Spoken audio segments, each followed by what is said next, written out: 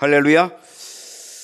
반갑습니다. 2024년 오늘 송년주일입니다. 한 해 어떻게 살아오셨습니까? 아마 여러 가지 굴곡도 있었고 또 힘든 부분도 있었지만 그래도 오늘 이곳에 있다는 그 자체가 은혜 아니겠습니까? 이때쯤 되면 우리가 부르는 찬송이 있죠. 지금까지 지내온 것 주의 크신 은혜라. 믿습니까? 그렇게 고백하십니까? 그 찬송 부르고 계십니까? 지금까지 지내온 것 주의 크신 은혜다. 2024년 한 해 동안 인도하신 하나님의 그 크신 은혜, 오늘 이 시간을 통하여 감사드릴 수 있기를 축복합니다. 여기까지 달려오신 여러분의 수고, 또 여러분의 헌신, 여러분 모든 그 일들을 치아드리고 또 여러분 감사를 드립니다. 오늘 송년주일입니다. 마지막 주일인데요, 예배로 하나님께 영광을 돌리고 또 감사로 가득한 예배가 하나님께 올려지고 또 하나님의 기쁨이 되는 그러한 시간, 예배의 시간 될 수 있기를 간절히 소망합니다. 우리 옆에 있는 분들하고 인사하겠습니다. 잘 오셨습니다. 큰 은혜 받읍시다.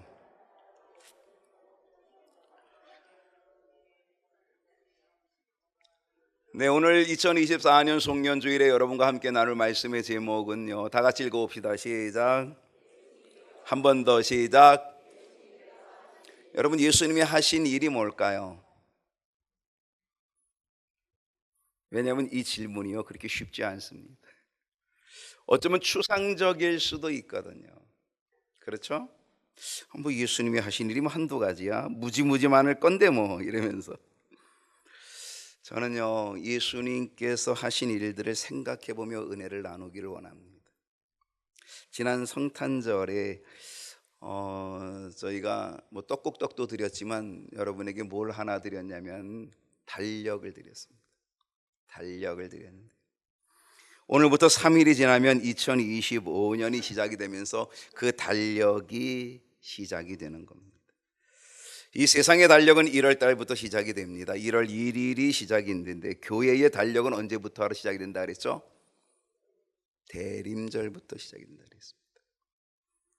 대림절은 언제 오게 되냐면요, 12월이 다섯째 주일까지 있으면 올해처럼, 그러면 12월 첫 번째 주일부터 대림절이 시작이 되고 12월이 넷째 주까지가 있게 되면 주일이 4번 있게 되면 11월 마지막 주일부터 대림절이 시작이 되어서 4번에 걸친 4주간에 걸친 대림절이 시작이 되고 그 대림절이 지나는 그 주간에 성탄절이 오게 되는 거죠. 이 대림절이 가지고 있는 그것은 뭐냐면 기대라는 거예요. 기다림, 기대입니다. 어떤 기다림과 기대냐면 예수님, 구원의 주님이 이 땅에 오신다는 기다림. 기다림의 절기가 대림절입니다. 그래서 우리는 그 기다림의 절기 속에서 이 대림절은 강단색이 보라색이라 그래가지고 보라색 초를 하나 한 주 한 주 켜나가면서 4개의 초를 켰고요.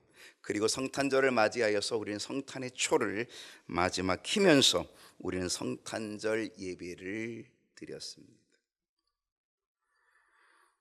바로 주님께서 이 땅에 오신 것이죠. 예수님께서 이 땅에 오신 것. 오늘의 주제가 뭐냐? 주님께서, 예수님께서 하신 일이 뭐냐라고 하는 것입니다.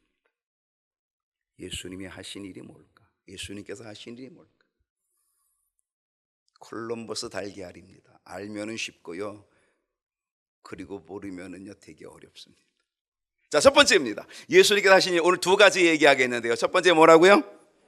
아하, 성탄절이었구나, 태어나심. 오늘 이 시간 우리가 깊이 생각해야 될 것은 예수님께서 태어나셨다는 겁니다. 여러분, 예수님이 어떻게 태어나셨어요? 어떤 모습으로 태어나셨죠? 어떤 모습으로 태어났어요? 아기 예수. 아기 예수님.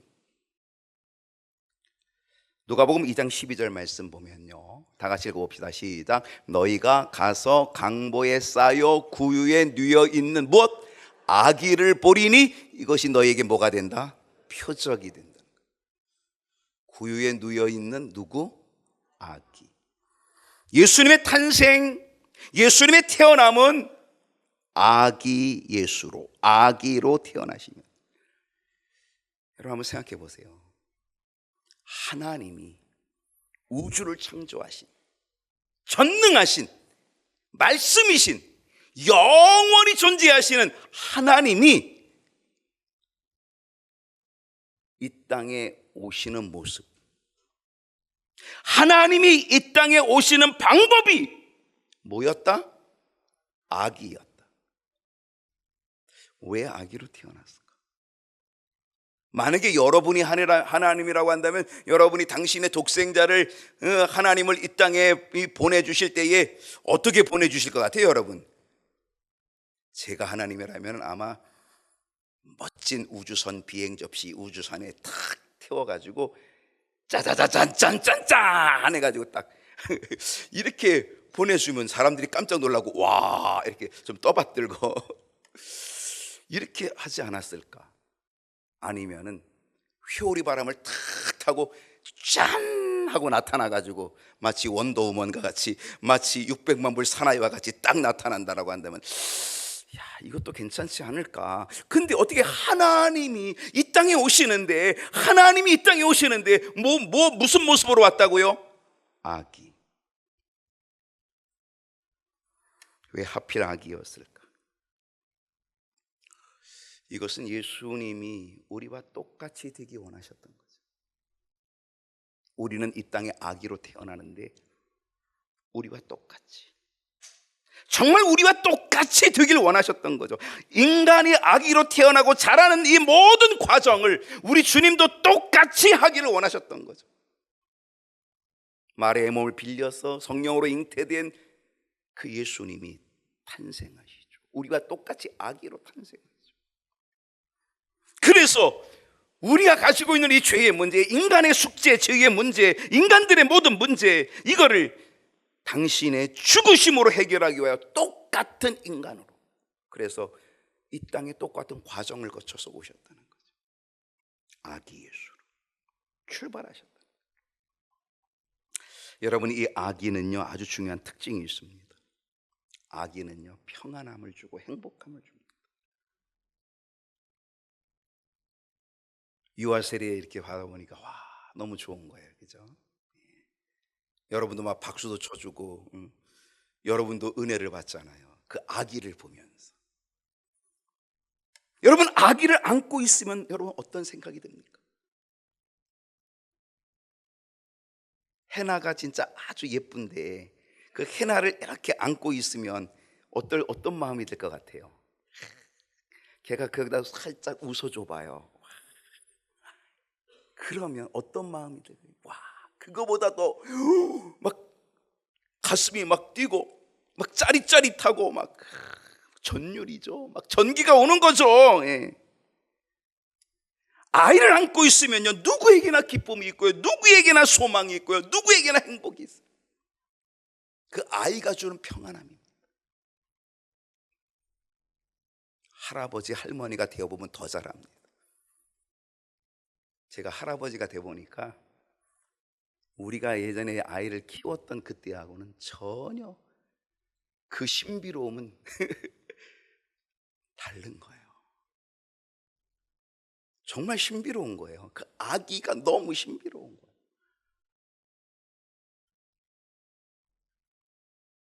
그 아이를 안고 있을 때만 해도, 내 품 안에 아이를 가지고 있을 때만 해도 너무 행복하고 너무 기쁘고 너무 평안하고 너무 좋은 거죠. 근데 여러분 생각해 보세요.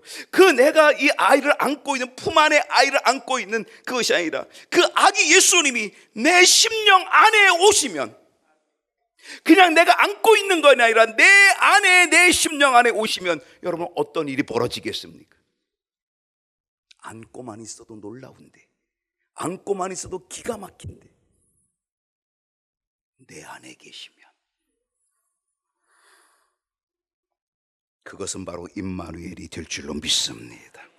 나의 인생에 함께 하시는 하나님인 우리와 함께 하신다라고 하는 이 임마누엘의 은총이 있게 될 줄로 믿습니다. 요한계시록 3장 20절 말씀 봅니다.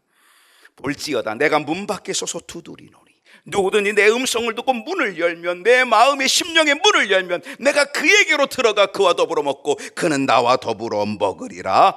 할렐루야. 안고만 있어도 행복한데 그 주님을 내가 영접하면, 그 아기 예수님을 내가 모시면 나는 어떤 은혜가 있게 되느냐라고 하는 거예요. 바로 그 주님이 나와 더불어 먹고 마시는 임마누엘의 은총의 역사를 이루어 주신다라고 하는 것.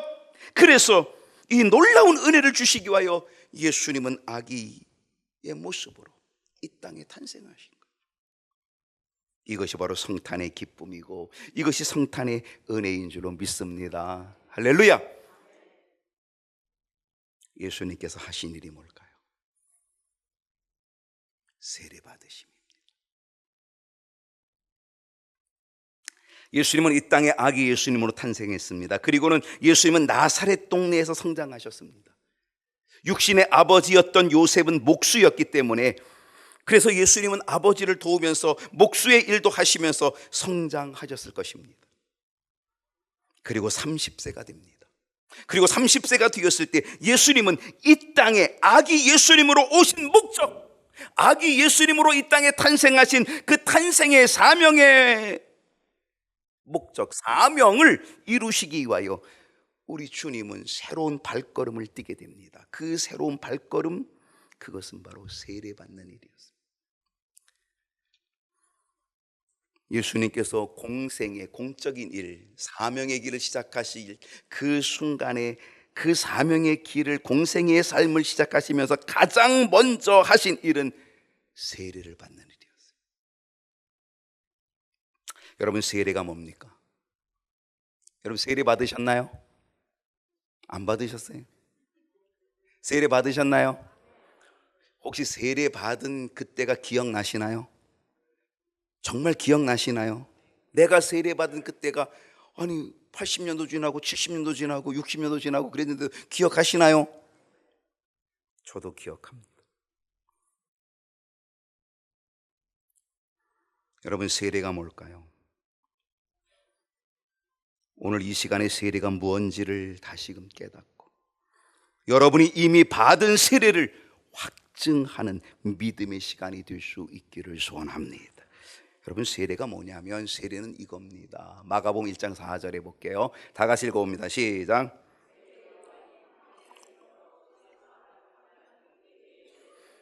무슨 세례? 무슨 세례? 회개의 세례. 죄 사함을 받게 하는 회개의 세례. 그러니까 세례는 뭐다? 회개의 세례다. 세례는 회개의 세례입니다.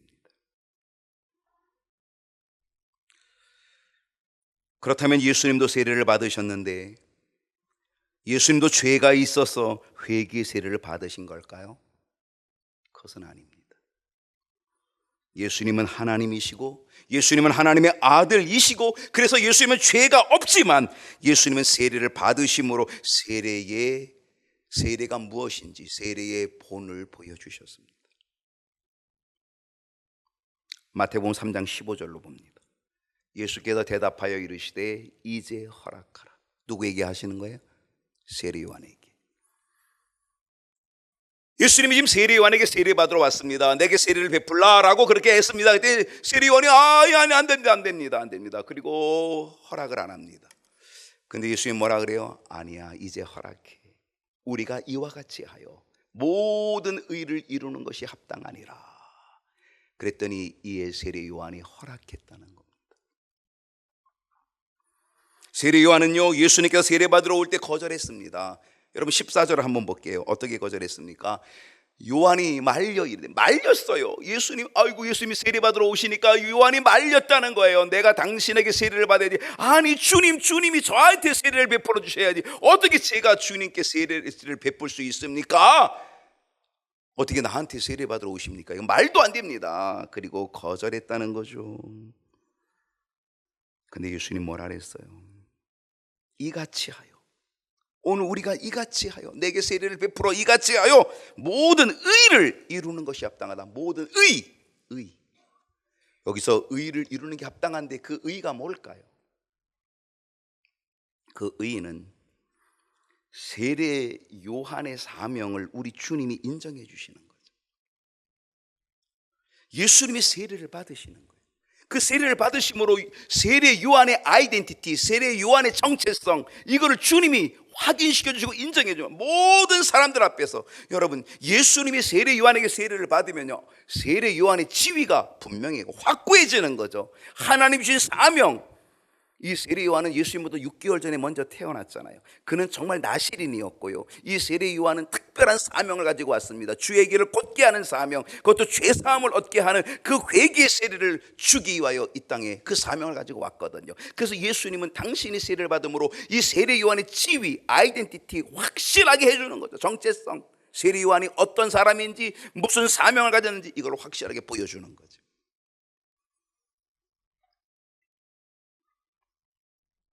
또한 예수님은 이 세례 요한의 아이덴티티, 정체성을 보여주는 것뿐만 아니라 예수님은 자기 자신에 대한 정체성도 보여주시려고 세례를 받게 되었다는 사실입니다. 예수님은 세례를 받음을 통하여 당신이 누구인지를 보여주십니다. 자, 마태복음 3장 16절을 보겠습니다. 예수께서 세례를 받으시고 물 위에서 올라오실 때 어떤 일이 벌어졌다고요? 하늘이, 여러분 혹시 세례 받을 때 하늘이 열리셨나요? 못 보셨나요? 여러분이 못 보신 거예요. 여러분이 세례 받을 때 하늘이 열렸거든요. 근데 여러분이 왜 못 봤냐면요, 세례 받느라고 이렇게 고개 숙이고 있어가지고 그래서 못 보신 거예요. 여러분이 세례를 받을 때에 하늘이 열렸다니까요. 하나님이 너무 기뻐서 하늘 문을 열어주셨다니까요. 믿으시기 바랍니다. 하늘이 열렸습니다. 예수님이 세례를 받을 때 하늘이 열립니다. 하늘이 열린 것, 혹시 하늘 열린 거 보신 적 있으세요? 저는 봤어요. 막 운전하다가 하는데 막 비가 오다가 갑자기 확 개면서 갑자기 하늘이 열리는 거예요. 하늘이 열리는데요, 막 그냥 구름이 기가 막히고 거기에 무지개가 쫙 뜨고 거기에 막 빛이 그냥 쫙 비추는데 꼭 주님 오실 것 같더라고요. 하늘이 열리는 것 봐요. 비행기 타고 올라가면요, 거기 보면 하늘이 열리는 게 막 보여요. 아름다운 무지개, 그 구름의 아름다운 모습, 그 속에서 나타나는 무지개와 구름 속에서 나타나는 그 놀라운 찬란한 빛.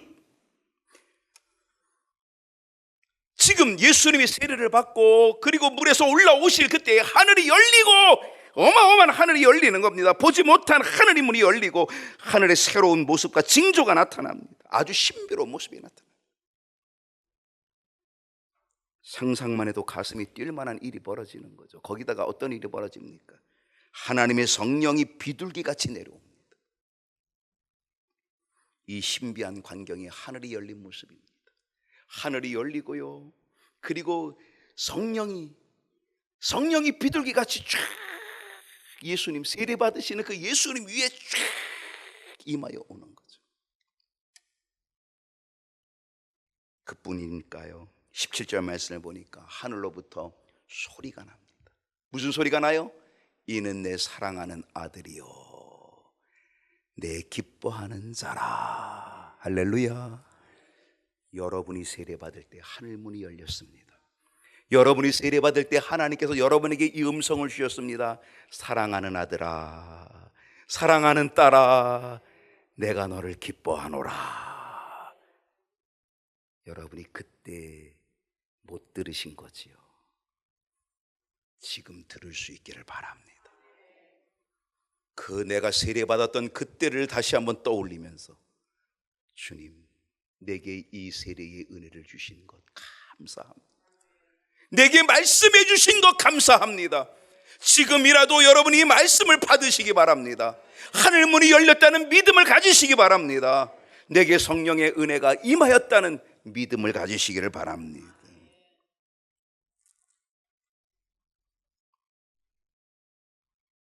무슨 의일까요?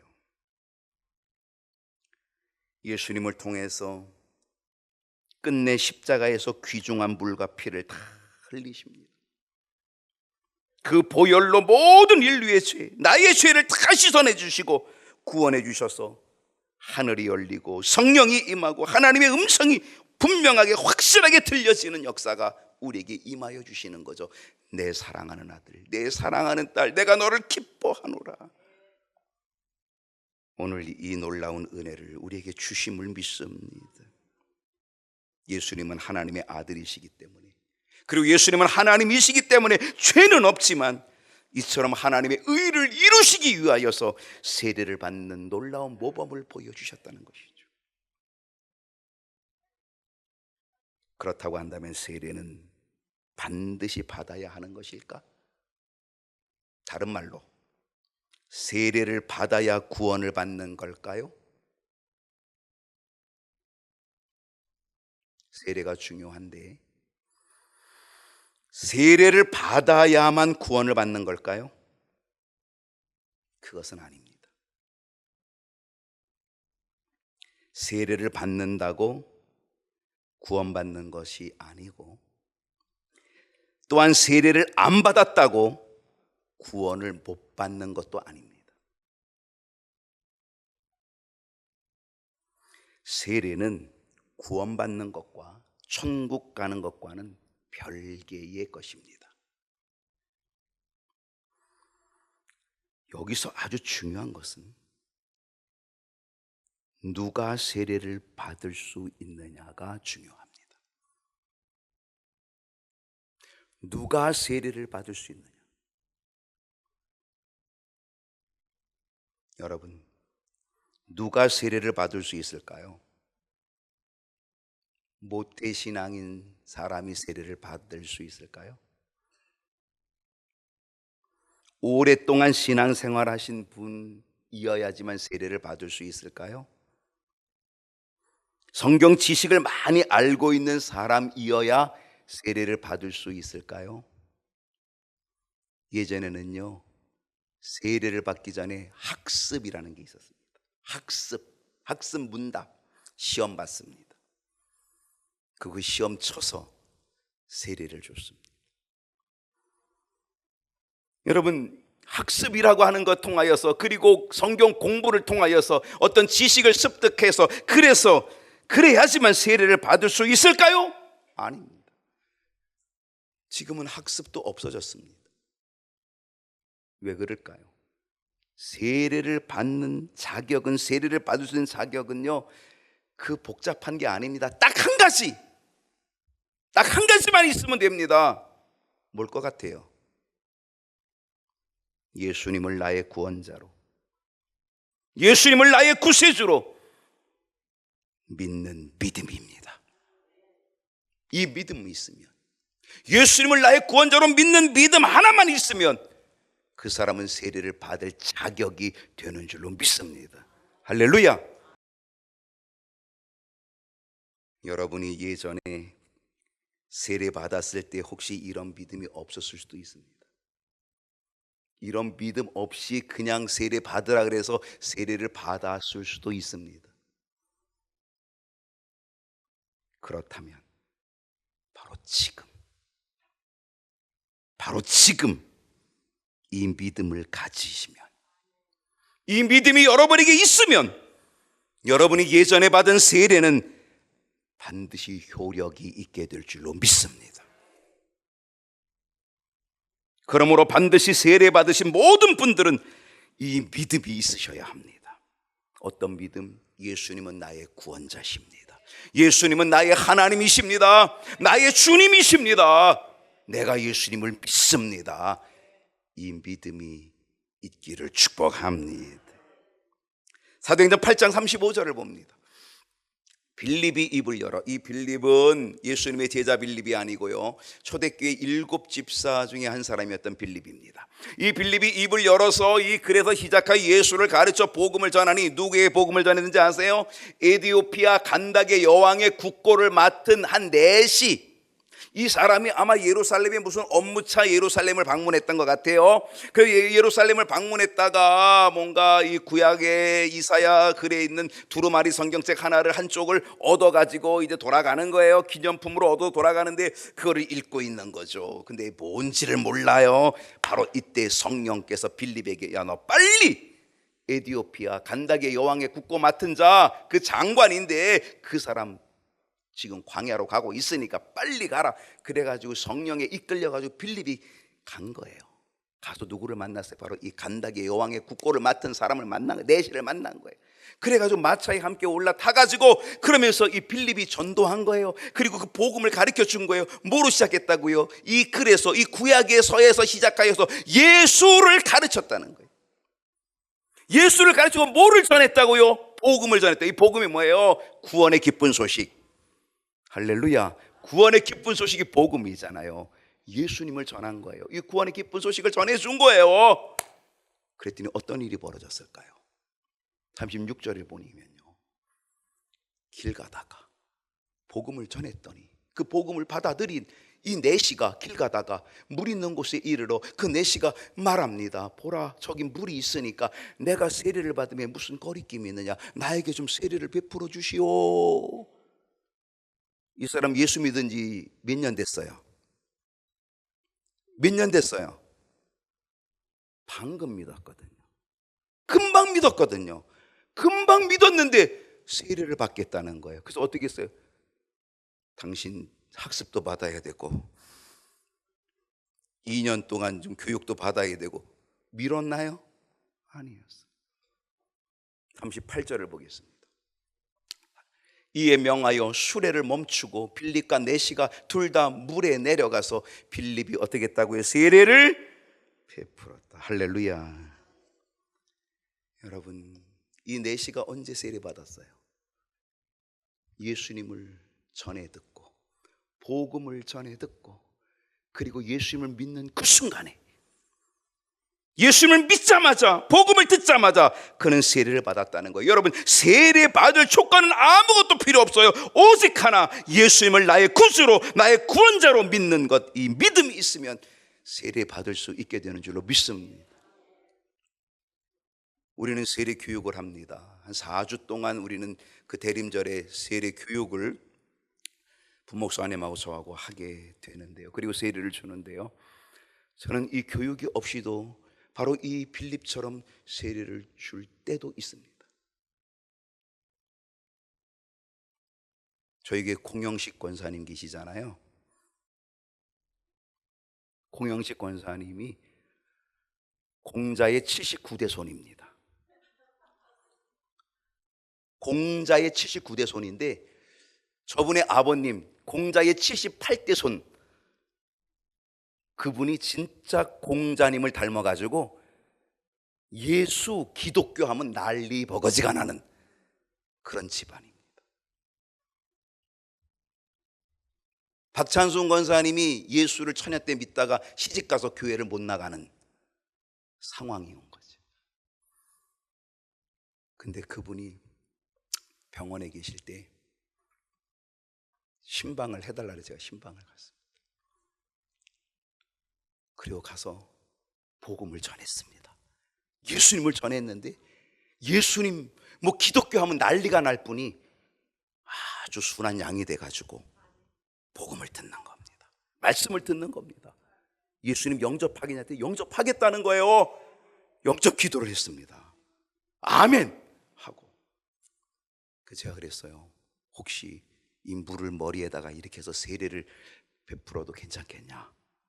괜찮다는 거예요. 그래서 물 떠오라 그랬습니다.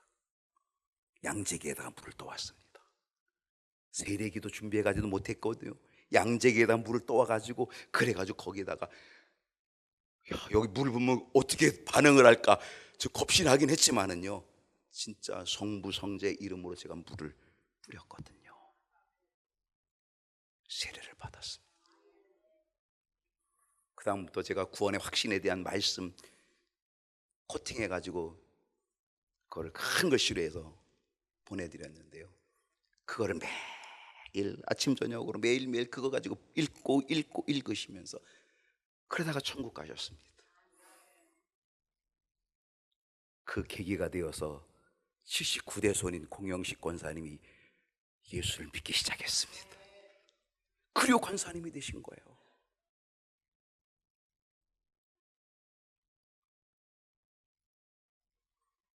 세례를 받을 조건은 아무것도 없어요.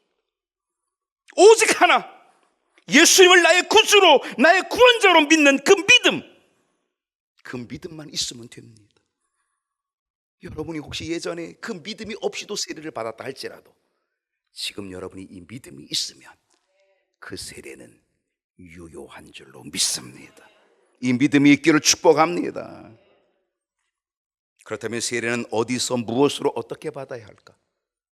어디서 받으면 좋아요? 예수님은 어디서 받으셨어요? 세례를? 어디서 받으셨어요? 요단강. 다 요단강으로 갑시다. 비행기 타고. 제가 옛날에 아주 오래전에 성지 순례를 가가지고요, 요단강 물을 좀 받아왔어요. 페트병으로. 그것도 무거우니까 많이는 못 받아오고 500ml짜리 조그만 거로 받아왔어요. 그래가지고 이제 그걸 이제 가방에 넣어가지고 이제 비행기로 이제 와가지고 제가 올해는 제가 세례를 요단강, 예수님 세례 받은 요단강 물로 세례를 베풀겠습니다. 그랬더니 되게 좋아하더라고요. 근데 그 물이나 이 물이나 똑같은데. 중요한 것은요, 요단강 물 그게 아니라 물이라는 겁니다. 물. 세례는 무엇으로 받는다? 물로 받는다.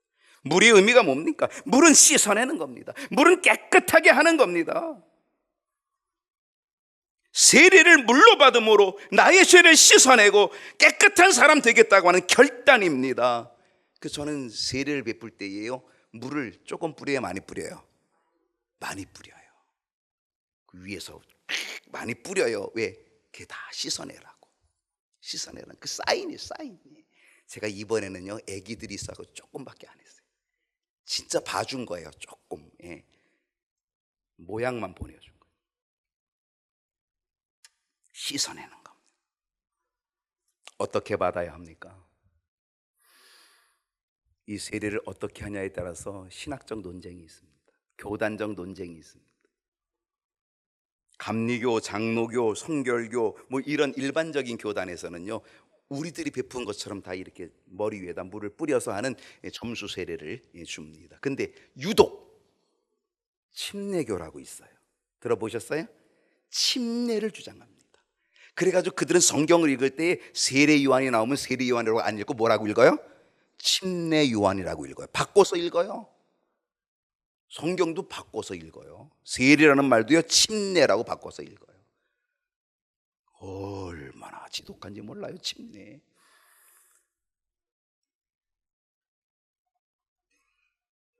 그런데요, 저는 침례가 사실 좋다고 생각을 해요.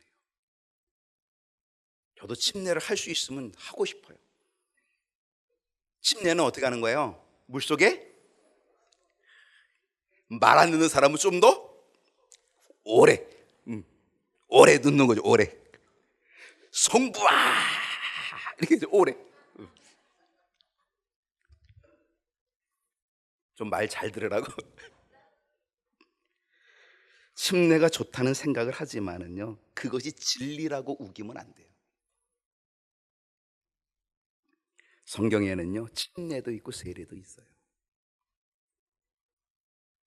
우리 감리교 목사님하고요, 침례교 목사님하고 이 세례 문제로 논쟁이 벌어졌어요. 침례교 목사님이 우리 감리교 목사님한테 당신들은 그런 식으로 세례 주면 안 된다고 막 열을 내면서 막 당신들 틀렸다 그러는 거예요. 그래가지고 이 감리교 목사님이 그 침례교 목사님한테 물어봤어요. 그러면 당신들은 세례를 줄 때 어디서 주냐고. 그러니까 뭐 목욕탕 같은 데 준대. 그럼 그것도 틀렸잖아. 요단강에서 줘야지. 예수님 요단강에서 받았는데. 그러면서 그러면 그 통에 들어갈 때에 여기 무릎까지 들어가면 되냐고. 안 된대요. 허리까지 들어가면 돼? 안 된대요. 그럼 어디 목까지 들어가면 되냐? 안 된대요. 그럼 어디까지 들어가야 돼? 그래 머리 끝까지 들어가야 된대. 그래서 우리는 머리 끝에다가 물을 주는 거야.